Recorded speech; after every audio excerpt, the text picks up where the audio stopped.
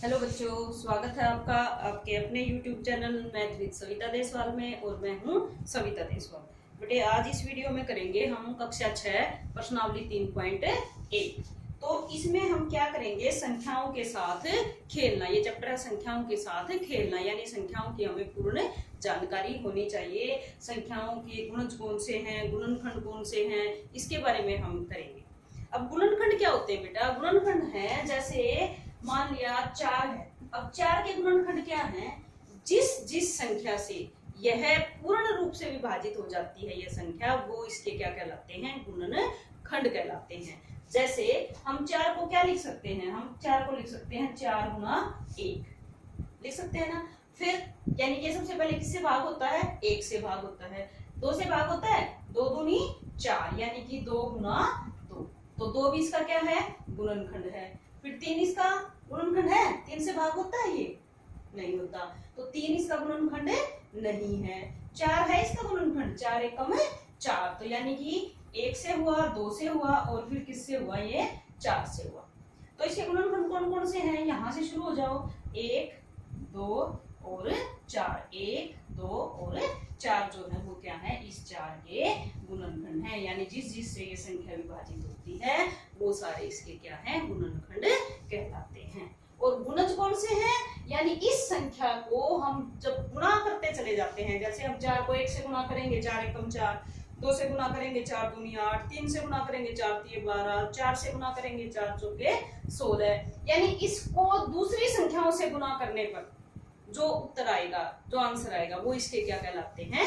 गुणज कहलाते हैं। यानी इसके जो गुणज होंगे वो 4 से पूरे पूरे विभाजित हो जाएंगे। गुणज जो होते हैं किसी भी संख्या के, वो या तो उसके बराबर या उससे बड़े होते हैं, और गुणनखंड उससे छोटे या उसके बराबर होते हैं। ठीक है, क्योंकि 4 जो है वो इसका गुणज भी है और इसका गुणनखंड भी है। 4 को 1 से गुणा करेंगे तो भी 4 एकम 4, और 4 को 1 से भाग करेंगे तो भी 4 आंसर आएगा। तो गुणनखंड कौन से होते हैं? उसके बराबर और उससे छोटे। और गुणज कौन से होते हैं?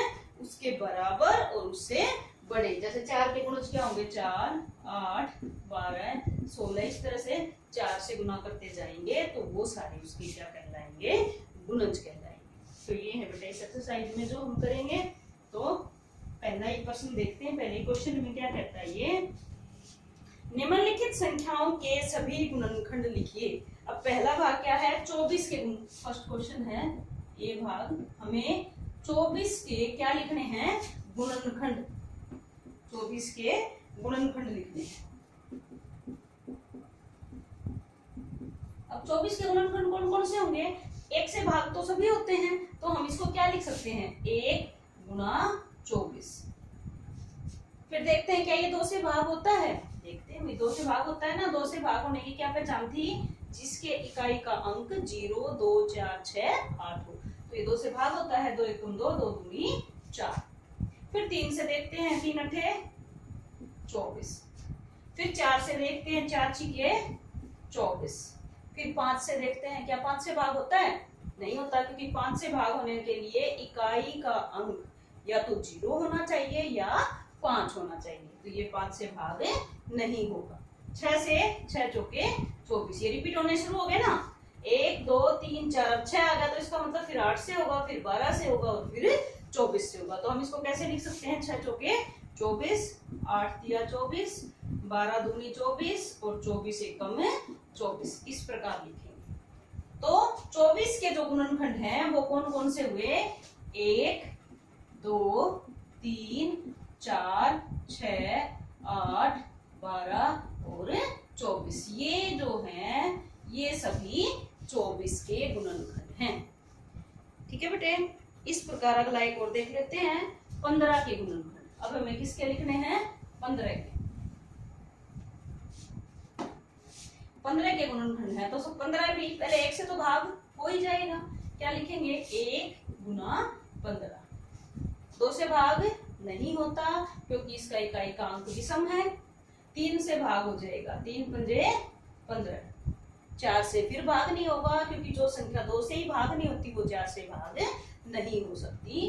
5 से भाग करेंगे तो 5 दिए 15, रिपीट होने शुरू हो गए, तो इसका मतलब 5 के बाद सीधा किससे भाग होएगा, 15 से। 15 एकम 15। तो 15 के गुणनखंड कौन कौन से हुए, 1, 3, 5 और 15। ये सारे क्या हैं, 15 के गुणनखंड हैं।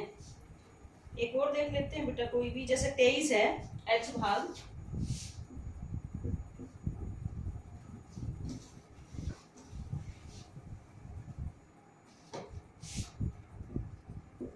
23 के गुणनखंड। अब जो 23 है वो क्या है, अभाज्य संख्या। अभाज्य संख्या कौन सी होती है, दो संख्याएं होती है, एक भाज्य और एक अभाज्य।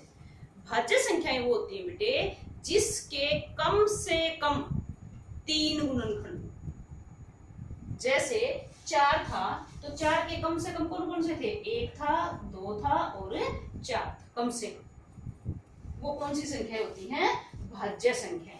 यानी जो खुद से भाग होती है, 1 से भाग होती है, ये तो होते ही हैं सबके। इनके अलावा भी किसी और संख्या से भाग होती हो, पूरी पूरी विभाजित होती हो, उसको हम कहते हैं भाज्य संख्या। यानी जिस संख्या के कम से कम 3 गुणनखंड होते हैं, उस संख्या को हम भाज्य संख्या कहते हैं। अभाज्य संख्या कौन सी होती है, जिसके 2 गुणनखंड होते हैं, जिसके 2 गुणनखंड होते हैं। अब 2 कौन से होते हैं, एक खुद और एक। यानी कोई भी संख्या खुद से तो भाग होती है और 1 से भी भाग होती है।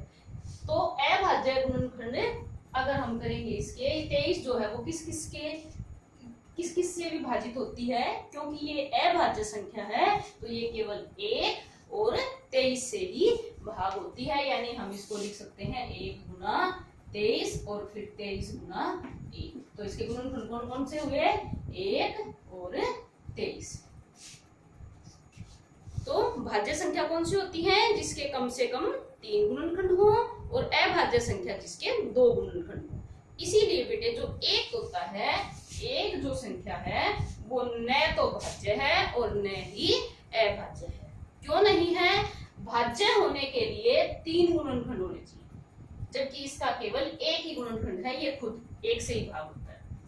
अभाज्य होने के लिए भी 2 गुणनखंड होने चाहिए, लेकिन इसका केवल 1 ही गुणनखंड है। इसलिए 1 जो है वो न तो भाज्य है और न ही अभाज्य है।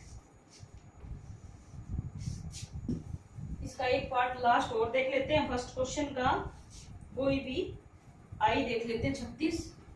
अब 36 के गुणनखंड लिखने हैं तो 36 को हम क्या लिख सकते हैं, पहले 1 से भाग होगा, 1 गुना में 36, फिर 2 से भाग होगा, क्योंकि इकाई का अंक सम है यानी 6 है, तो 2 से पूरा पूरा विभाजित हो जाएगा। तो 2 एकम 2, 2 अठे 16। फिर 3 से भाग हो जाएगा, क्योंकि इसके अंकों का योग 3 से भाग हो रहा है। 6 और 3 को जोड़ेंगे तो 9, और 9 3 से पूरा पूरा विभाजित होता है। यही 3 से भाग होने की पहचान है। तो 3 एकम 3, 3 दूनी 6। फिर 4 से देखो, 4 निमा 36, 5 से नहीं होता, फिर 6 से होता है, 6 छीके 36, 7 से नहीं होता, 8 से नहीं होता, फिर किससे होता है, 9 से। अब रिपीट होने शुरू हो जाएंगे, तो 9 गुना ये इधर वाले इधर आ जाएंगे और इधर वाले इधर आ जाएंगे, तो फिर हो जाएगा 12 से, 12 तिया 36, 18 दूनी 36 और 36 एकम 36। तो 36 के गुणनखंड कौन कौन से होंगे, 1, 2, 3, 4, 6, 9, 12, 18 और 36। ये हो जाएंगे 36 के गुणनखंड। अब देखते हैं बेटा क्वेश्चन नंबर 2।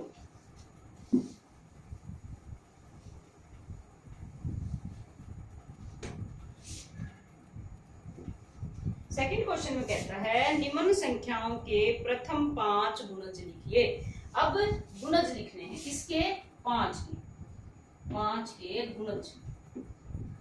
अब गुणज मैंने किसको बताया था कि इस संख्या को, यानी जिसके हमें गुणज निकालने हैं, इसको दूसरी संख्याओं से हम गुना करते चले जाएंगे। तो क्या आ जाएगा, 5, 10, 15, 20, 25 और इस प्रकार कहीं तक भी हम लिखते चले जाएंगे तो वो क्या आ जाएंगे 5 के गुणज आ जाएंगे। ठीक है, अब देखते हैं इसका सी पार्ट।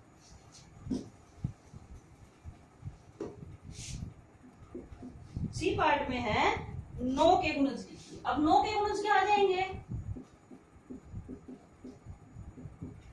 9 के गुणज आ जाएंगे, 9 का पहाड़ा लिख दो, 9 18 27 36 45, मतलब कहीं तक भी चले जाओ आप, वो क्या आएंगे 9 के गुणज आ जाएंगे। अब देखते हैं प्रश्न नंबर 3।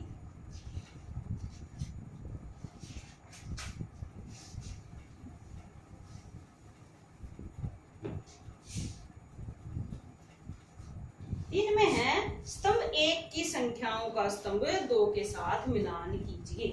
अब स्तंभ 1 में क्या है, 35 15 16 20 और 25, ये है first part, second, third, fourth और फिफ्थ। अब ए भाग क्या दे रखा है, 8 का गुणज, 8 का गुणज। बी भाग दे रखा है हमें 7 का गुणज, सी भाग दे रखा है 70 का गुणज,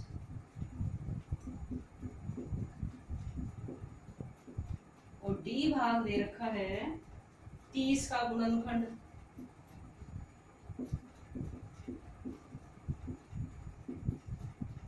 और ई भाग दे रखा है बेटे 50 का गुणनखंड।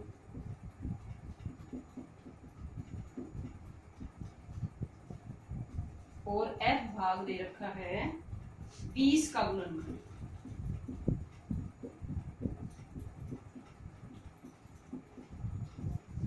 हमें इनका क्या करना है, मिलान करना है। देखते हैं, सबसे पहले 35 देखो क्या है, क्या ये 8 का गुणज है, 8 के पहाड़े में आता है, नहीं आता। फिर कहता है 7 का गुणज, क्या ये 7 के पहाड़े में आता है, 7 पंजे 35, तो ये बी के साथ हम इसको मिला देंगे। फिर कहता है 15 को देखो क्या है, क्या ये 8 का गुणज है, नहीं है। क्या ये 70 का गुणज है, 70 का गुणज तो 70 से बड़ा ही होगा ना, नहीं है। 30 का गुणनखंड, गुणनखंड का मतलब है क्या 30 15 से भाग होता है, 15 दूनी 30 बिल्कुल होता है, तो इसका मिलान हो जाएगा डी के साथ। फिर 16 को देखो, 16 क्या है, 8 का गुणज, पहले ही देखो 8 का गुणज है ना, 8 दूनी 16, तो 16 इसका मिलान हो जाएगा ए के साथ। फिर 20 देखो क्या है, इनमें से तो कोई नहीं है अभी तक। 50 का गुणनखंड नहीं, क्या 50 20 से भाग होता है, नहीं होता। 20 का गुणनखंड, कोई भी संख्या खुद का गुणज भी होती है और गुणनखंड भी होती है, इसलिए ये 20 का क्या हो जाएगा गुणनखंड। अब बच गया 25, 25 क्या है, अब या तो सी है या ई है। सी क्या है, 70 का गुणज, तो 70 का गुणज तो क्या होगा, 70 से बड़ा ही होगा ना बेटे। फिर 50 का गुणनखंड, यानी कि क्या 50 25 से विभाजित होता है, 25 एकम 25, 25 दूनी 50, यानी कि इसका मिलान किसके साथ कर देंगे, ई के साथ कर देंगे। तो ये था हमारा क्वेश्चन नंबर 3। अब देखते हैं क्वेश्चन नंबर 4।